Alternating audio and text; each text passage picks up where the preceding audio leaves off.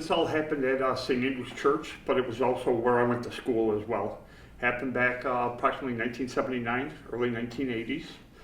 I grew up one house away from the church on Mitchell Street, and I was an altar boy. And because I lived so close proximity to the church, I was always there. I was always there for whether it be weddings, funerals, daily masses, everything else like that, where I would serve, and I was in close contact with the priest. The priest befriended me.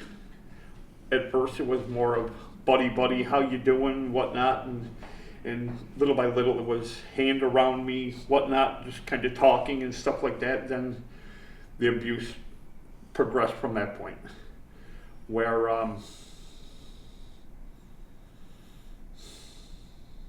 excuse me, it's kind of hard to keep reliving it, but I know I have to. It started where in the back of the church prior to masses or whatever, where we would be getting dressed in the robes and everything else like that, where he kind of got a little more physical with me, touching bare skin, everything else like that, and it eventually progressed even farther into that, where he would be grabbing me outside my clothing, touching my backside, my buttocks and everything else like that. Eventually it progressed to touching the genital area and whatnot, and then eventually it was like full-on contact where he was physically touching me. And then from that point it progressed to I was touching him.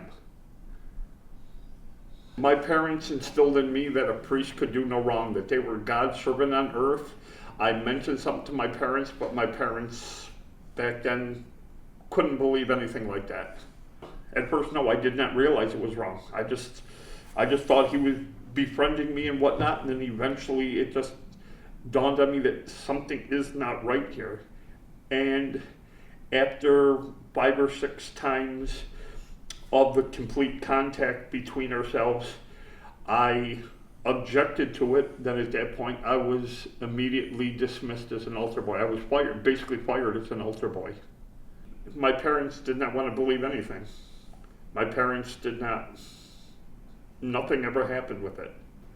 My life got way out of control, where there were a few psychiatric type issues happening. Then drugs, alcohol were introduced, and that's basically how I lived a lot of my life.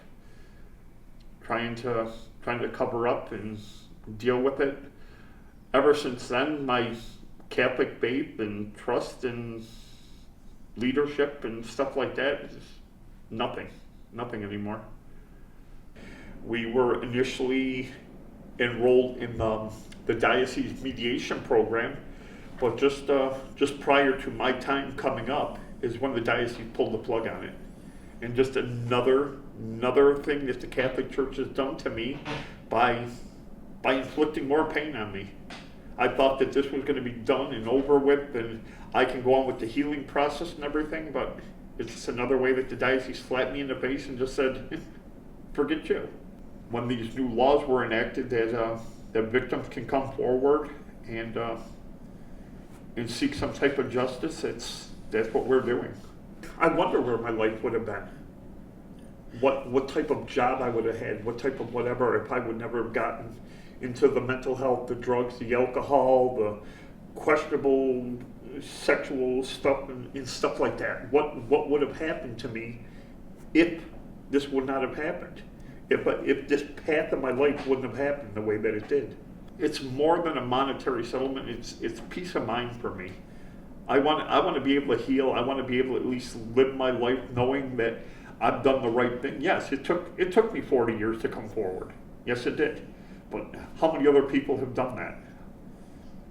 I mean, unless you've actually gone through it, you'll never know exactly the feelings, the emotions, and that just questioning your whole entire life of what's going on. What I was taught growing up, it completely shattered my life.